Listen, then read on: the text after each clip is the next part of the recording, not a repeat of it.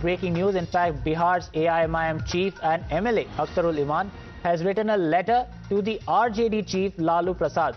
He is asking for the party to be included in the Grand Alliance or the Mahagathbandhan in the state of Bihar. This, remember, is a crucial development considering that the AIMIM in the past also, the AIMIM has tried to reach out to the Mahagathbandhan in their bid to try to join the alliance so that this for the Bihar 2020 elections as well as the 2024 Lok Sabha elections. And now we are learning once again the AIMIM has made an attempt to join the Mahagathbandhan in the state of Bihar. They say that this is to ensure that the secular votes do not get divided by the communal forces. Saket is joining us on the broadcast to give us more details. Saket, help us understand whether the Congress and the RJD are right now in any mood to accept the AIMIM, and if they do, then how will this play out in the Bihar elections?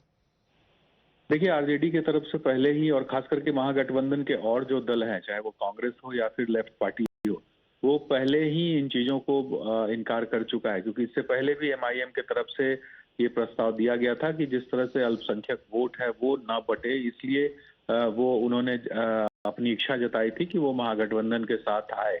लेकिन कोई इसमें interest जो है वो महागठबंधन के दलों की तरफ से नहीं दिखाया गया।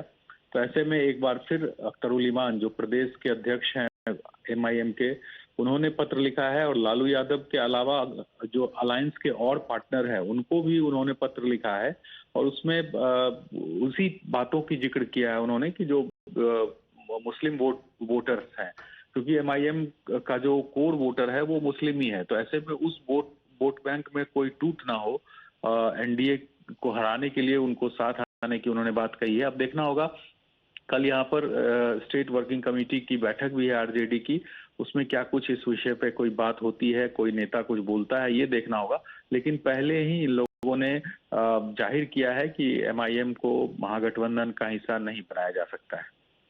Right, absolutely. So one thing is clear, of course, now the AIMIM is wanting to join the alliance because they believe that this would help to avoid the split of the Muslim votes. Thank you, Saket, for joining us on the broadcast and giving us those details.